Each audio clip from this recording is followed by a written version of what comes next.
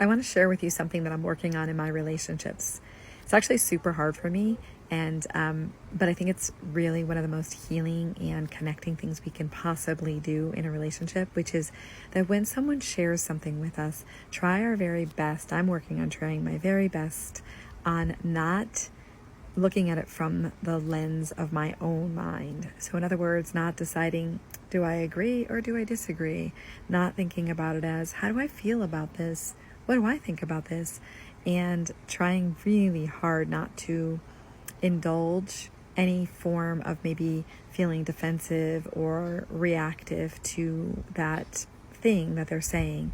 So that's why it's actually really hard, is that usually what's happening is we are being even if it's not a huge trigger, we're having like a subtle trigger on it, and we're feeling a little bit like we have to defend ourselves or protect ourselves.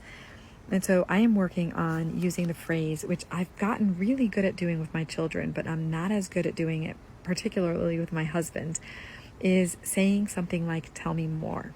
The reason why I love that phrase, tell me more, is because what it first does is it allows me to have a moment to sort of recenter and to remember that I want to be present for that other person. And the second thing it does is it allows that other person to start talking a little bit more. And what I notice is when they start talking more, when I've said, tell me more, and they feel like I'm a safe person to share with, they often start sharing in a way that is a little bit more authentic, a little deeper, and also helps me to feel kind of less defensive. And so I invite you to try using the phrase, tell me more, and seeing if that helps you to be able to connect with people a little bit more.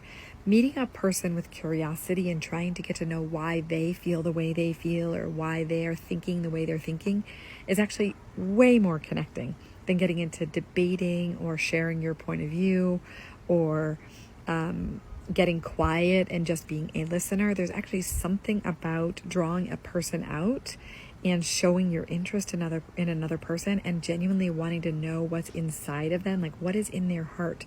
Why is it that they think the way they think? What's the source of that? When we do that and we allow that person to share in that way, it often drops us into our heart as well.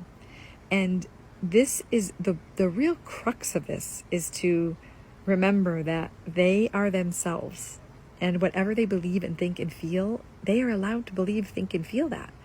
And that does not reflect on us. It is not personal to us. So opening ourselves up to be curious about them just allows us to know them better, and really doesn't mean that we can't have our own opinions and thoughts.